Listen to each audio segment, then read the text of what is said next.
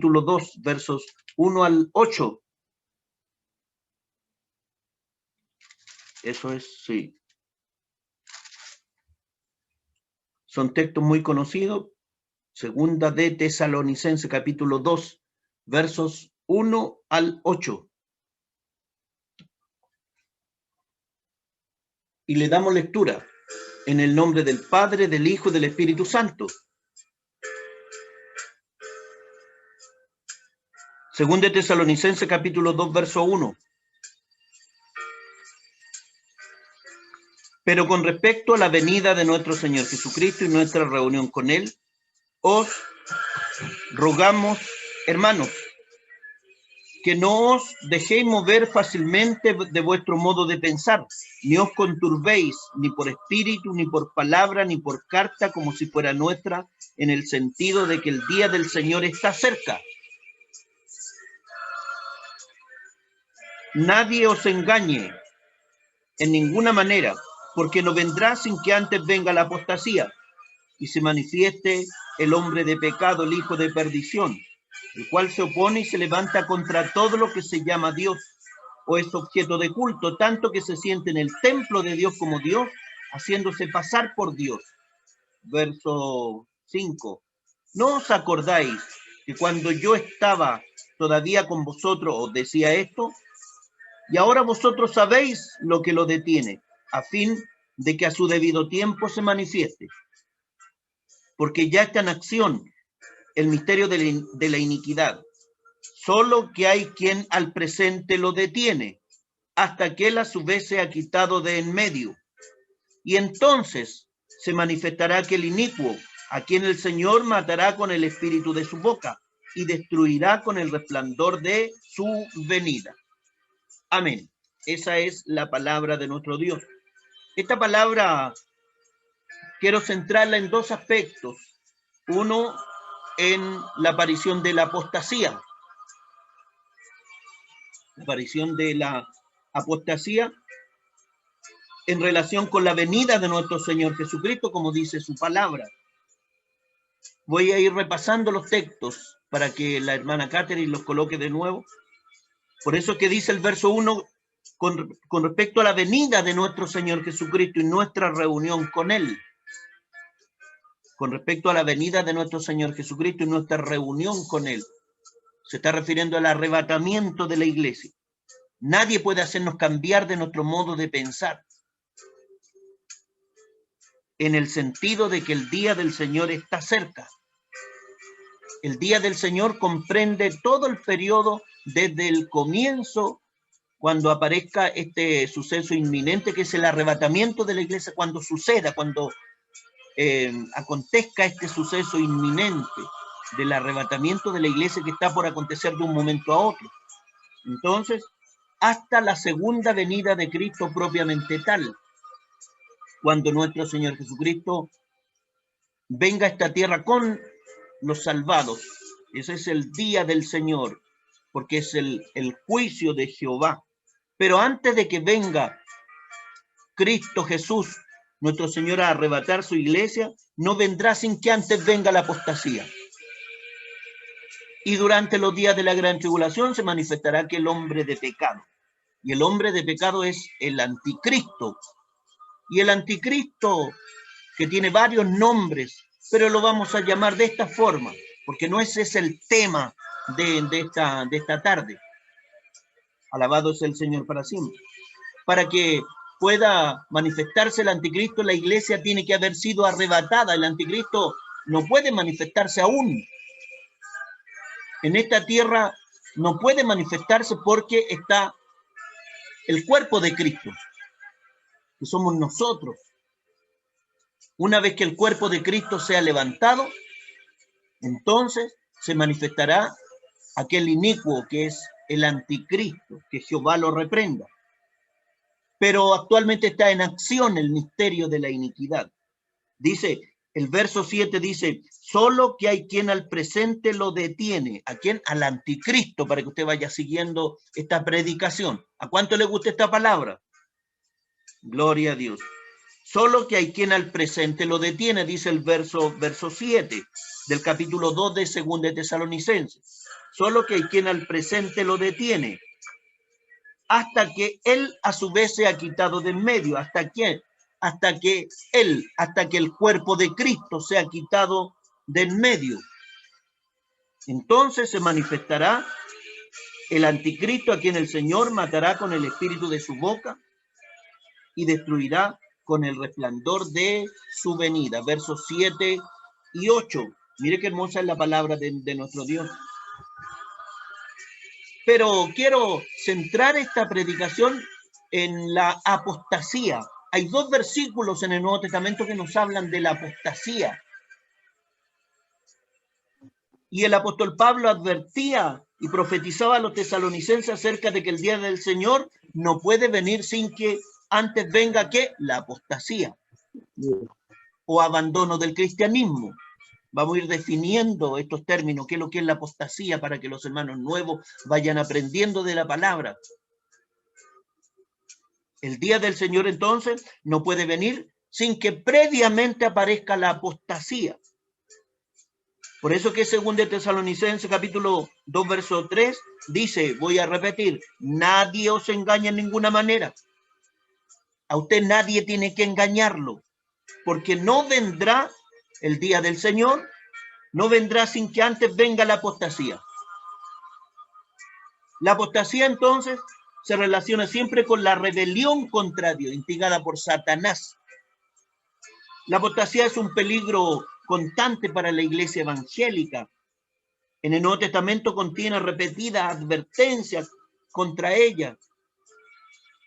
Primera de Timoteo capítulo 4 verso 1. Este es uno de los dos textos que aparece la palabra apostasía o una derivación de este término. Dice, pero el Espíritu dice claramente que en los postreros tiempos algunos apostatarán de la fe, escuchando espíritus engañadores y a doctrinas de demonios. Primera de Timoteo capítulo 4 verso 1. Estoy leyendo de nuestra Biblia versión Reina Valera 1960. Entonces, vuelvo a repetir, la palabra apostasía aparece solo dos veces en el Nuevo Testamento. Este texto que acabamos de leer, de Primera Timoteo capítulo 4 verso 1 y Segunda Tesalonicenses capítulo 2 verso 3. Nadie os engaña en ninguna manera, porque no vendrá la venida de nuestro Señor Jesucristo y nuestra reunión con Él sin que antes venga la apostasía.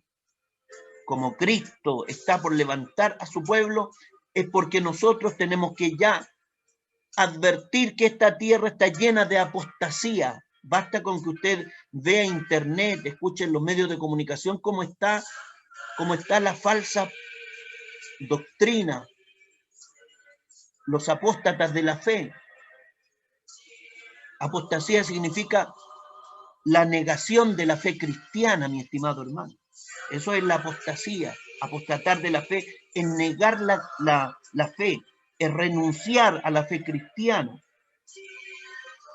Dice del griego apo, que significa fuera de, estasis, que significa colocarse fuera de la doctrina. Viene del griego koiné, del griego común. Entonces, una de las características de los últimos tiempos es que serían tiempos de apostasía, de negación de la fe. Y la apostasía, a diferencia de la herejía, la apostasía nace de dentro de la iglesia. Esa es una de las características de la apostasía. Nace de dentro de la iglesia. Son personas, son individuos que se rebelan y que inventan doctrina, porque son instrumentos de Satanás. Primera de Juan capítulo 2, verso 19. Dice, salieron de nosotros, pero no eran de nosotros, porque si hubieran sido de nosotros, habrían permanecido con nosotros. Pero salieron para que se manifestase que no todos son de nosotros. Dice Primera de Juan capítulo 2, verso 19, y Hechos capítulo 20, verso 30. Si usted después quiere buscar estos textos y aprender más en profundidad, entonces puede revisar el video. Entonces decimos que la apostasía nace de dentro de la iglesia. Son gente que se rebelan, que inventan doctrinas equivocadas, que llevan a la perdición, que llevan al infierno. Y existen dos tipos de apostasía. Una es la apostasía moral. Todo esto lo podemos deducir de la palabra de Dios.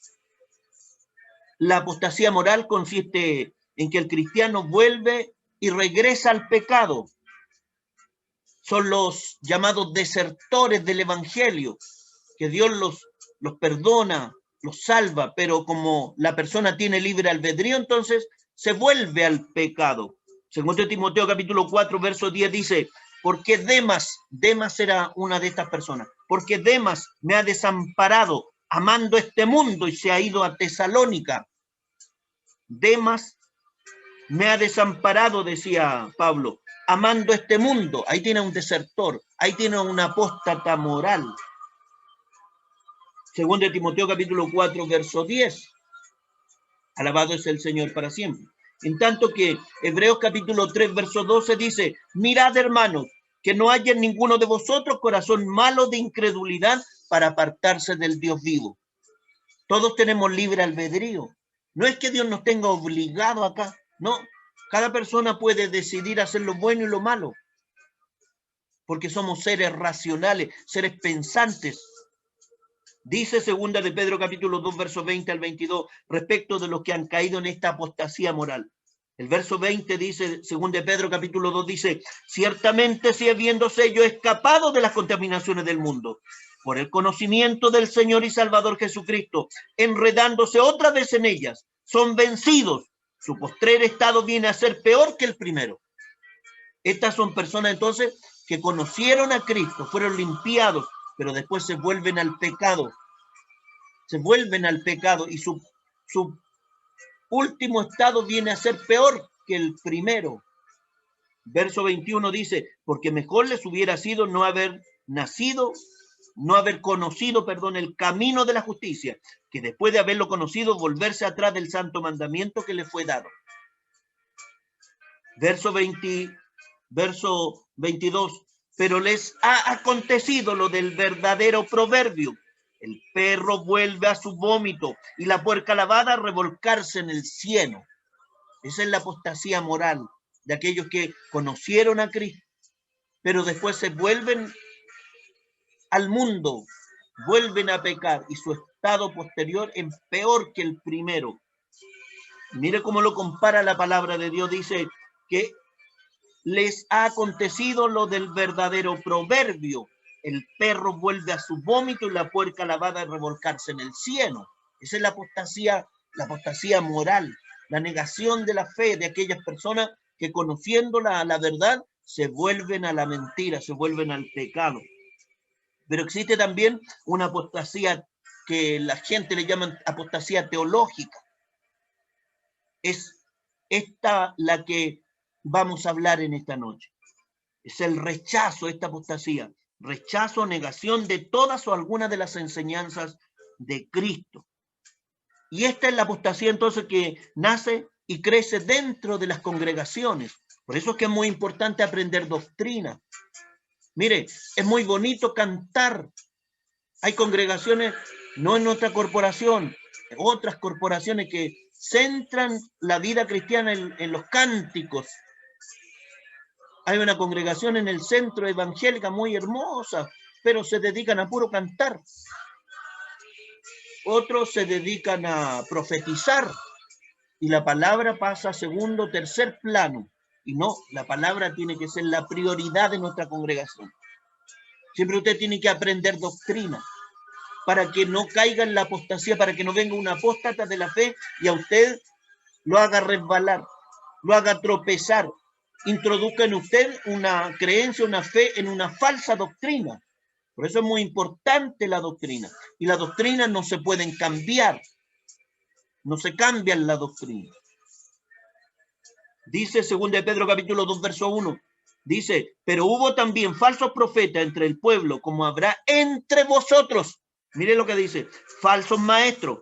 Como decía, pero hubo también falsos profetas entre el pueblo. Por eso decimos que esta apostasía nace de dentro de la iglesia.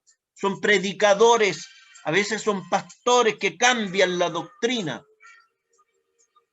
Entre el pueblo, dice, habrá falsos profetas, como habrá entre vosotros. No es que vengan de afuera, no. Estos son de entre vosotros, falsos maestros que introducirán encubiertamente herejías destructoras.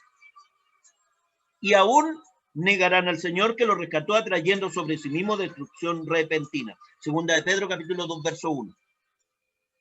Hubo dos personajes apóstatas que nacieron de entre los hermanos. ¿Cuáles eran estos? Los enseña la palabra de Dios. Himeneo y Fileto. No se le vaya a ocurrir ponerle a su hijo estos nombres tan feos. Himeneo y Fileto, más encima eran apóstatas. Según de Timoteo capítulo 2, verso 17. La palabra de estos apóstatas de la fe carcomía, dice la palabra, como gangrena. Mire cómo va carcomiendo la vida espiritual de las personas, la fe. Dice que la palabra de estos apóstatas de la fe carcomía como gangrena. Estos hombres se desviaron de la verdad y trastornaban la fe de algunos. Usted dirá, pero ¿qué doctrina para los hermanos más nuevos? Hay doctrinas que no las podemos cambiar nosotros. Se las voy a repetir así rápidamente porque no es el fin de esta predicación. Por ejemplo, la salvación por gracia, por medio de la fe.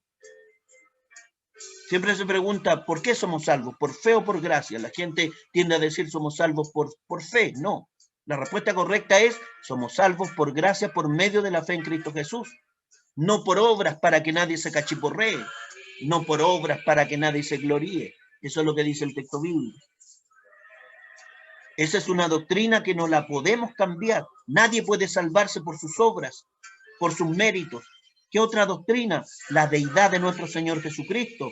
Nuestro Señor Jesucristo tiene la misma naturaleza, la esencia del Padre, porque Él es el resplandor de la gloria de Dios, la imagen misma de la sustancia de nuestro Dios. Eso es nuestro Señor Jesucristo.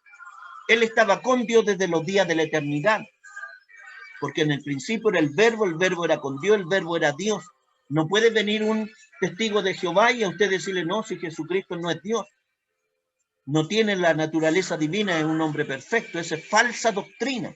¿Me entiende? Esa doctrina no la podemos cambiar. No podemos cambiar la Trinidad de Dios, Padre, Hijo y Espíritu Santo. Una sola divinidad, pero en tres manifestaciones, en tres entidades. Los tres son Dios, Padre, Hijo y Espíritu Santo. Alabado es el Señor. Nuestro Señor Jesucristo actualmente está sentado a la derecha, a la diestra del Padre, porque Él es nuestro sumo sacerdote, nuestro mediador. No es que sean tres dioses, son tres manifestaciones de un solo Dios.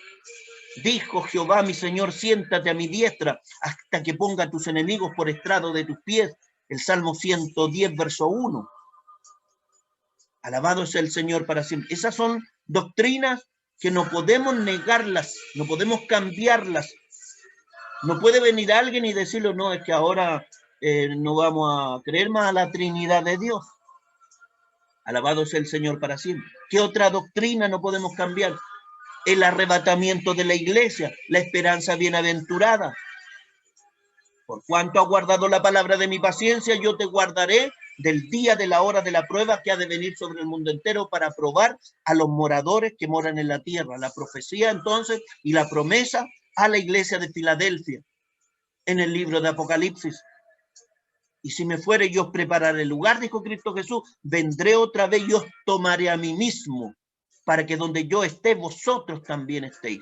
Él vendrá a tomar a su cuerpo y nos llevará hasta el tercer cielo, porque somos la iglesia de Jesucristo que será arrebatada. Esa doctrina es intransable, mi estimado hermano. Y usted conoce el resto de la doctrina. Pero volvamos, retomemos este tema acerca de la apostasía. Habían dos hombres entonces, Himeneo y Fileto, según de Timoteo capítulo 2, verso 17, y esta palabra de estos hombres que tenían falsa doctrina, su enseñanza era como gangrena. Usted conoce la gangrena. Y les carcomía la vida de los cristianos. Estos se desviaron de la verdad y trastornaban la fe de algunos. Entonces, para no caer en este lazo de los apóstatas, hay que usar bien la palabra de verdad. Como dice 2 Timoteo capítulo 2, verso 15. Hay que usar bien la palabra de verdad. Usted tiene que aprender la verdad. y ahí conocerás qué es lo que es la mentira. Dice 2 Timoteo capítulo 2, verso 15, procura con diligencia presentarte a Dios aprobado, no reprobado, aprobado, el mejor alumno, como obrero que no tiene de qué avergonzarse, que usa bien la palabra de verdad. Usted tiene que ir usando estos textos bíblicos, tiene que ir aprendiendo de la palabra, ¿entiende? 2 Timoteo capítulo 2, verso 15. Usted usando bien la palabra de verdad, es muy difícil que a usted alguien lo engañe. Entonces, hay que aprender. ¿Qué es lo que hay que aprender? Doctrina. Hay que aprender el Evangelio, el Nuevo Testamento, el Antiguo Testamento. 1 Timoteo capítulo 4, verso 16. Mire lo que dice de la doctrina. Dice, ten cuidado de ti mismo y de la doctrina. Es algo muy delicado. Es como un tesoro que usted tiene, la doctrina. Y uno tiene que cuidarse de uno mismo. Ten cuidado de ti mismo. A veces cuando sabemos mucho de la Biblia se nos va el humo a la cabeza. Tenemos que tener cuidado también del envanecimiento o de menospreciar a otras personas. No es para eso el conocimiento. La sabiduría de Dios es todo lo contrario. Tenemos que tener cordura, tenemos que tener prudencia, porque eso es la sabiduría de Dios. Buen juicio. Dice, ten cuidado de ti mismo y de la doctrina. Persiste en ello. ¿En qué hay que persistir? En la doctrina. Pues haciendo esto te salvarás a ti mismo y a los que te oyeren. 1 Timoteo capítulo 4, verso 16. ¿Qué es lo que tendríamos nosotros que desechar? Vaya siguiendo esta predicación tan hermosa. Yo la encuentro hermosa esta predicación. ¿Qué es lo que tendríamos que ir desechando para no caer en la falsa doctrina, para no caer en la apostasía, en la negación de la fe? Dice, evita profanas y vanas palabrerías porque conducirán más y más a la impiedad. 2 Timoteo capítulo 3, verso 16. Evita profanas y vanas palabrerías. Estas son palabras como rebuscadas, profanas. ¿Qué es lo que es profano? Es ignorante, inculto, desconocedor. Eso es profano, que no forma parte de lo sagrado. Es algo secular, algo laico. Eso es profano. Evita profanas y vanas palabrerías. Evita, le voy a hablar en términos coloquiales, evite cabezas de pescado. Evita hablar con gente que no conoce, que se pone a discutir de la Biblia, que habla ignorancia, que habla sandeces, palabras soeces. Profano. ¿Qué es lo que significa profano? Profanar. Tratar algo sagrado sin el debido respeto. Eso es profanar, profano. Tratar irrespetuosamente lo que es sagrado. Entonces dice, evita profanas y vanas palabrerías, porque conducirán más y más a la impiedad. Usted no se ponga a discutir con los solo Jesús. Usted no discuta con los testigos de Jehová. No pierde el tiempo. Pierde el tiempo discutir con los testigos de Jehová. Hay que preocuparse de aprender la sana doctrina. 1 Timoteo capítulo 4, verso 13. Dice, entre tanto que voy, decía el apóstol Pablo aconsejando a Timoteo, entre tanto que voy para dónde voy a visitarte, obviamente. Entre tanto que voy, ocúpate en la lectura, la exhortación y la enseñanza. No le dijo ocúpate en la televisión, ocúpate en Netflix, ocúpate en el fútbol. No, le dijo ocúpate en la lectura, la exhortación y la enseñanza. Entonces los predicadores tienen que ocuparse en la lectura de la palabra, en la exhortación, hacer bosquejos, aprender de sus pastores, de la enseñanza, de lo que se va a enseñar, que sea sana doctrina. Acuérdese que yo estoy pero pendiente de lo que predican los hermanos. Que Dios les bendiga. Y me entretengo cuando predican los hermanos porque estoy tan pendiente. Pablo, ¿sabe usted que el apóstol Pablo aconsejaba a Tito? Todo indica que Tito era más joven, obviamente era más joven, lo trataba como joven igual a Timoteo. Nadie tenga en poco tu juventud, le decía. Pero acá en este caso a Tito, Tito capítulo 2, verso 1, dice, pero tú habla lo que está de acuerdo con la sana doctrina. Pero tú habla lo que está de acuerdo con la sana doctrina. Alabado sea el Señor. Estoy leyendo de mi Biblia Reina Valera. Gloria a Dios. Y si usted se fija el capítulo 2 de Tito, habla de la prudencia. Esta palabra a mí me agrada porque tiene un sentido bien especial. Dice, pero tú habla lo que está de acuerdo con la sana doctrina, porque cuando hablamos la sana doctrina alcanzamos la sabiduría. Y mire, le dice que los ancianos sean, entre otras cosas, sean prudentes. Las ancianas, verso 5 dice que sean prudentes. Los jóvenes sean prudentes. Dice, verso 10, para que en todo adornen la doctrina de Dios, nuestro Salvador. Para que en todo adornen la doctrina de Dios, este conjunto de enseñanzas. Eso es la doctrina. Entonces es muy importante que los ancianos, las ancianas, nuestras hermanas y los jóvenes sean prudentes. ¿Qué es lo que una persona prudente? Es un hombre precavido, un hombre prevenido. ¿Se acuerda que lo hemos conversado en otras oportunidades? Es un hombre avisado, juicioso, sensato, reflexivo. Eso es alguien precavido, alguien prudente. Mateo capítulo 7, verso 24, ¿cómo olvidarlo? Dice, cualquiera pues que me oye estas palabras, dijo Cristo Jesús, y las hace, le compararé a un hombre prudente, a un hombre precavido, a un hombre prevenido, a un hombre juicioso, decía Cristo Jesús, que edificó su casa sobre la roca, refiriéndose a ¿qué decía esto el Señor Jesús? Al sermón del monte, a todas sus enseñanzas. Cualquiera pues que me oye estas palabras y las hace, le compararé a un hombre prudente. Dios quiere que seamos prudentes. ¿Quién más era prudente? A ver. Las vírgenes, ¿qué es lo que eran? Las 5 vírgenes eran prudentes. La gente siempre centra, yo me fijo, centran las predicaciones en otra parte, no acá. Centran la predicación de las vírgenes prudentes en que tenían aceite. Siempre en eso, en que tenían aceite. Y se olvidan de exhortar la prudencia. La prudencia es sabiduría. Cuando la persona es prudente es porque va a ser llena del Espíritu Santo, porque va a ser precavido, va a ser juicioso, va a ser reflexivo. ¿Estamos de acuerdo o no estamos de acuerdo? Hay una diferencia. No es solamente que están llenas del Espíritu Santo estas vírgenes que finalmente entran a la boda con su Señor antes que se cierre la puerta. ¿Se acuerda que las 10 cabecearon, pero habían 5 que tenían aceite? ¿Y por qué tenían aceite? Porque eran prudentes. Porque la prudencia se asimila a la sabiduría de nuestro Dios. Proverbio capítulo 2, verso 1, lea la oda a la sabiduría.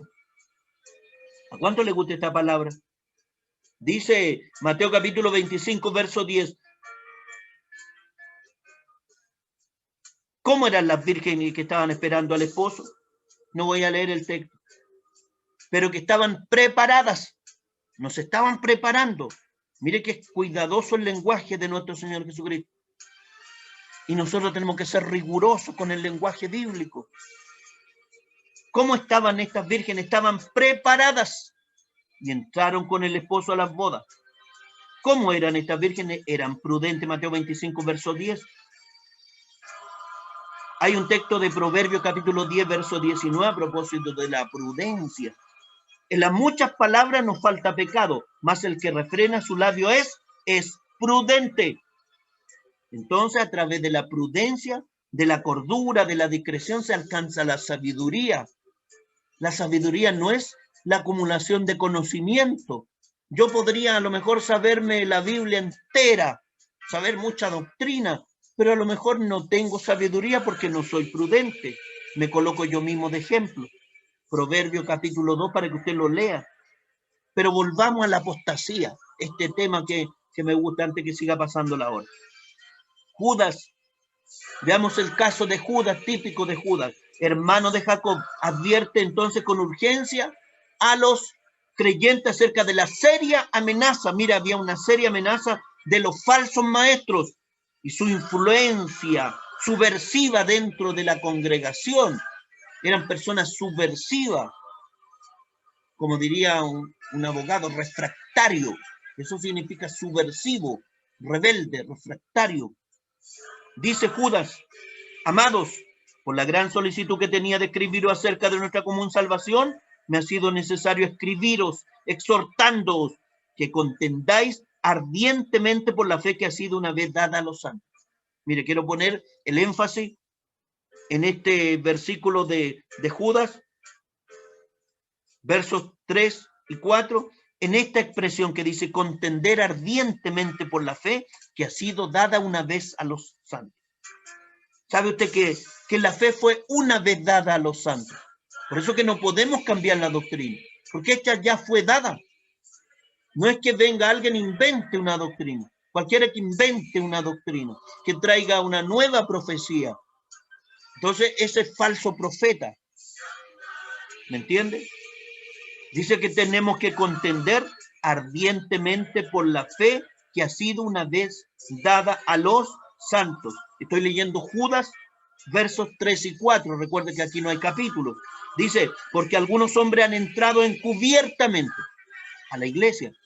Algunos hombres han entrado encubiertamente, los que desde antes habían sido destinados para esta condenación, hombres impíos que convierten en libertinaje la gracia de nuestro Dios y niegan a Dios el único soberano y a nuestro Señor Jesucristo.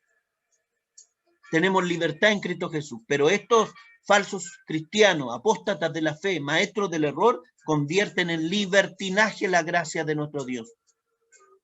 Alabado es el Señor para siempre. Por eso que la doctrina calvinista salvo siempre salvo es una doctrina de error, porque convierte en libertinaje la gracia de nuestro Dios. Judas capítulo, sin capítulos, versos 3 y 4. Entonces los apóstatas de la fe son soñadores, son aventureros que mancillan la carne. No lo digo yo, lo dice el verso 8 de Judas. Mancillan la carne. Estos apóstatas de la fe rechazan la autoridad y blasfeman de las potestades superiores.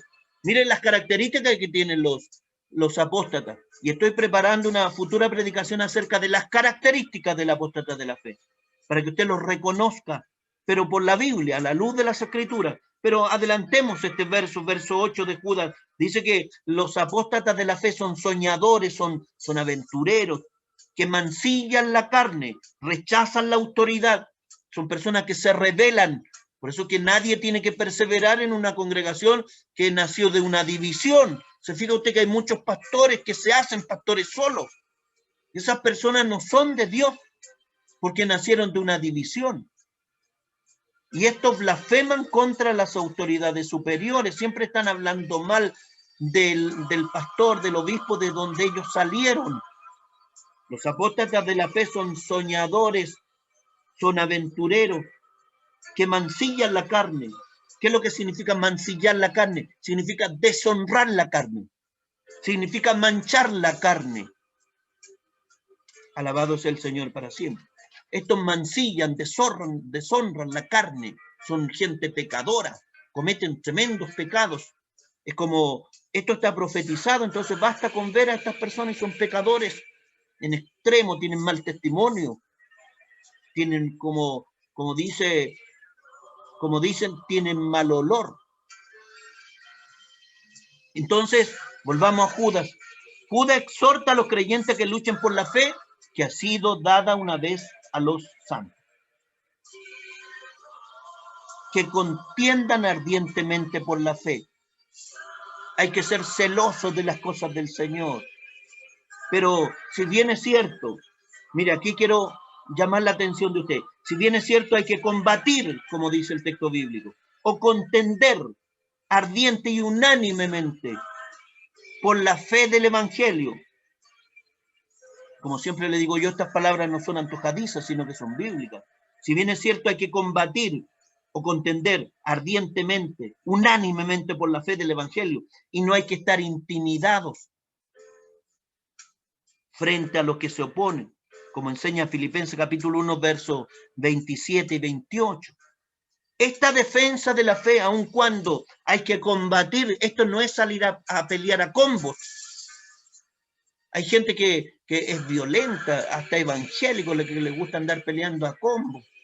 Veía en la televisión una persona que decía que era pastor peleando a combos con un carabinero. Bueno, sin comentarios. Alabado sea el Señor para siempre. Entonces, si bien es cierto, la palabra de Dios dice que hay que combatir o contender ardientemente o unánimemente por la fe. Filipenses capítulo 1, verso 27-28. Y que no hay que estar intimidado, dice la palabra de Dios, frente a los que se oponen. Usted no tiene que vivir atemorizado, que como que nos saca la voz, como que no le da la piel, la dermis, la epidermis para responderle. No, usted tiene que saber dar razón de su fe, saber dar razón por qué usted cree en el Evangelio, y para eso tiene que aprender de la palabra. ¿A cuánto le gusta esta predicación? Sin embargo, esta defensa de la fe, mi estimado hermano, que es ardiente, unánime, como dice Filipenses capítulo 1, verso 27-28, y Judas, debe ser efectuada con, a ver, ¿con qué? Con mansedumbre y reverencia, mansedumbre y reverencia. Hay que ser personas correctas. Aquel que hace defensa de la fe no puede ser un hombre, una mujer airada, como los solo Jesús, que son capaces de pelear a combo. Andan botados por el suelo, dando vueltas, peleando por la fe. No, pues así no es el Evangelio. Esta defensa de la fe tiene que ser efectuada con mansedumbre y reverencia ante todo el que os demande razón de la esperanza que hay en vosotros. Dice Primera de Pedro capítulo 3, verso 15. Está siempre preparados para presentar defensa con mansedumbre y reverencia. Presentar defensa, esa es la defensa de la fe, la apologética. Apología, defensa de la fe. Pero ¿cómo tiene que ser esta defensa de la fe? Defender nuestra fe con mansedumbre y reverencia, aun cuando es ardiente y unánime. Está siempre preparado para presentar defensa. Usted tiene que siempre estar preparado, no estar al día en quién va ganando en el cuánto vale el show o yo soy no sé cuánto y en qué va la novela no sé cuánto de, mire, no me sé ningún nombre, el sultán, ahí, en qué parte va el sultán al día. No, es que esta le dijo esto otro, pero se lo saben con lujo de detalles. Antes los cristianos vivían preocupados de los realities, puro diablo, las suciedades más grandes, y ahí estaba la cristiana, escuchando toda esa suciedad. Y después estaba, aleluya, aleluya. ¿Tendrá de Dios? No tienen nada de Dios. Entonces dice, Primera de Pedro capítulo 3, verso 15, está siempre preparado para presentar defensa. Usted tiene que estar siempre preparada con su Biblia, aprendiendo. No considerar estas predicaciones que son bíblicas como algo tedioso, algo aburrido. No, al contrario, usted tiene que estar anotando con un cuadernito los textos bíblicos. Y si no lo alcanza a anotar, bueno, revise el video después y trate de aprender para que usted transmita esta verdad y resplandecerá como las estrellas a perpetua eternidad. ¿No que esa es la profecía? La promesa de aquellos que enseñan la justicia a la multitud. Está siempre preparados para presentar defensa, pero con mansedumbre y reverencia ante todo el que os demande razón de la esperanza que hay en vosotros. Tiene que haber un equilibrio. Tenemos que ser ardientes, defender ardientemente y unánimemente, todos de acuerdo, todos de consuno, Eso es unánime, todos de acuerdo, todos en armonía, en koinonía. Koinonía del griego, koinonía, comunión. Alabado sea el Señor para siempre. Y entonces tenemos que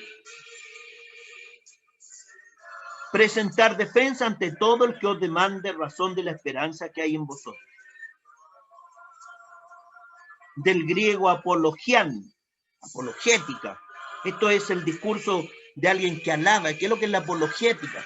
Para que cuando le digan, usted hace apologética, claro, porque yo presento defensa de la fe. Eso significa apologética. Es hacer un discurso para alabar a alguien, para defender a alguien, para justificar a alguien o algo en forma vehemente, encendida. Por eso que la defensa de la fe es ardiente, unánime, pero al mismo tiempo aparte de ser vehemente, es con mansedumbre y reverencia. Si usted tiene que hacerle una reverencia a la otra persona, hágasela. Si usted es un caballero, usted es una dama. Nosotros nos hemos educado por la palabra. El verdadero cristiano entonces no puede tener una actitud, ya estoy terminando. El verdadero cristiano no puede tener una actitud neutra, una actitud indefinida, una actitud dubitativa en cuanto a la fe en el Evangelio y la sana doctrina. Que cuando venga un apóstata de la fe diga, ¿será o no será? No, si no hay rapto y ponga a sacarle texto bíblico y el cristiano, el predicador, y dice, ¿será o no será? Eso es dubitativo, indefinido, que no, es que no hay que discutir, no hay que combatir por la fe. Mire, cuando el rey impío Acab convocó a todos los hijos de Israel y reunió a los profetas en el monte Carmelo, les dijo el pueblo, Elías, ¿quién les dijo esto? Elías al pueblo. En el monte Carmelo estaba reunido el pueblo de Israel. Esto está en Primera de Reyes, capítulo 18, verso 21. Vuelvo a repetir, nos fuimos al Antiguo Testamento. Está Elías con el pueblo de Israel. Había sido reunido por el rey Acab, un rey impío que tenía una mujer más impía que él. ¿Qué fue lo que le dijo Elías al pueblo? Porque el pueblo vivía cambiando de opinión y como que lo convencía el rey, la mujer del rey, que era Jezabel, y los falsos profetas, y decían, sigan a Baal, y él le enseñaba, sigan a Jehová, el verdadero Dios. Entonces, ¿qué es lo que hace Elías? Los interpela. ¿Qué es lo que es interpelar? Interrogar al pueblo, les pide explicaciones, eso es interpelar. Y les dice, ¿hasta cuándo claudicáis vosotros entre dos pensamientos? Ya lo tenían pero chato al pobre Elías, el pueblo de Israel, porque dudaban quién tenía el poder, si era Jehová o era el falso Dios que era Baal. ¿Hasta cuándo claudicaréis vosotros entre dos pensamientos? Si Jehová es Dios, seguidle, y si Baal, id en pos de él. Y el pueblo no respondió palabra. Primera de Reyes, capítulo 18, verso 21. ¿Hasta cuándo claudicaréis? ¿Hasta cuándo cederéis? Eso es claudicar. ¿Hasta cuándo cederéis? ¿Hasta cuándo consentirás? ¿Hasta cuándo te rendirás? ¿Hasta cuándo transigirás? Uno no tiene que cambiar la doctrina. La doctrina no se cambia. No hay que rendirse. No hay que modificarla. Entonces, el día de hoy se enseña erróneamente que la doctrina divide. Eso predican algunos evangélicos. No, es que hermanito, no es bueno hablar de doctrina porque la doctrina divide, la doctrina separa. Esa es una doctrina de error. Y ellos dicen, no, es que tenemos que tener amor, porque el amor une, bendice, edifica. Pero sabe usted que esta forma de pensar errónea, que desecha la sana doctrina, que no la valoriza, esta lleva finalmente al ecumenismo. Esos evangélicos son tierra fértil para el ecumenismo. Más adelante vamos a hablar del ecumenismo. Son tierra fértil para el sincretismo religioso. Ahora los evangélicos están llenos de sincretismo religioso. Ni saben que tienen sincretismo religioso.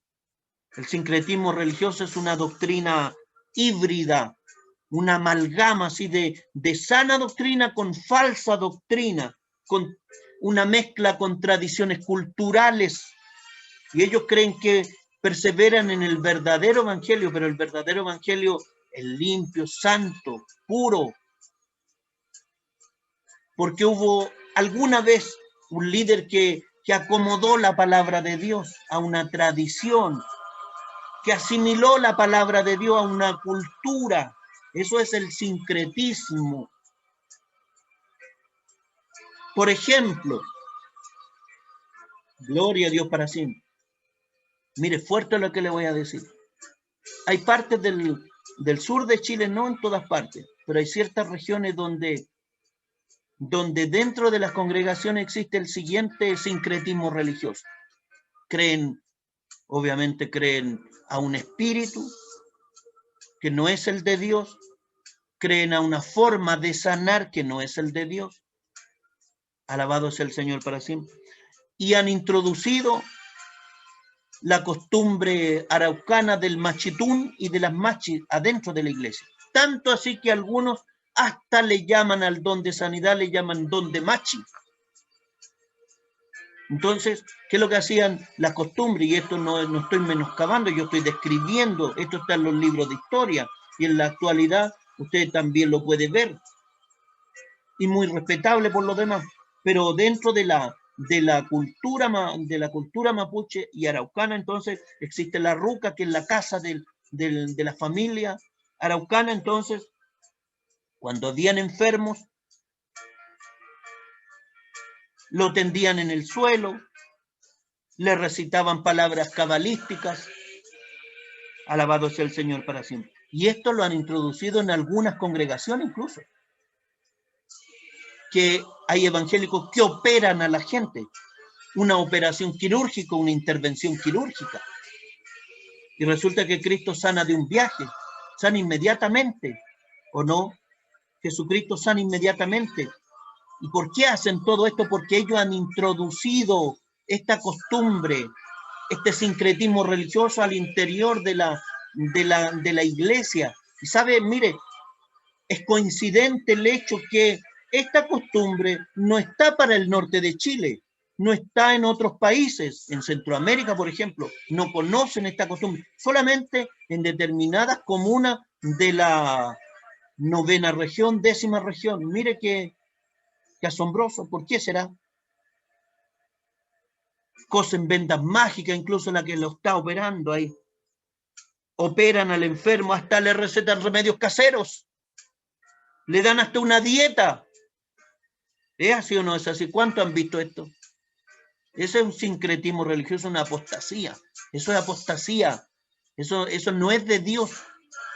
Dice Ezequiel 13, verso 18, refiriéndose a este tipo de falsos profetas, dice, así ha dicho Jehová el Señor, hay de aquellos que cosen vendas mágicas para todas las manos y hacen velos mágicos para la cabeza de toda edad, para cazar las almas.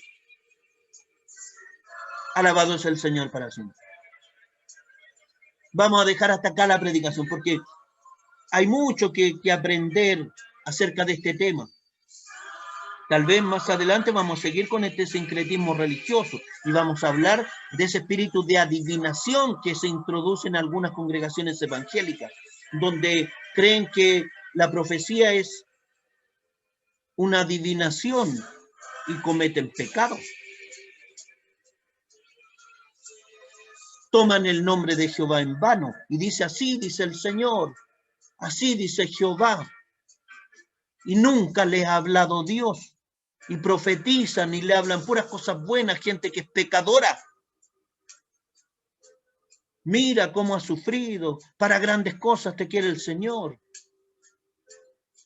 Pero como ese tema es muy extenso, lo vamos a dejar para otra oportunidad. ¿Cuál es la conclusión?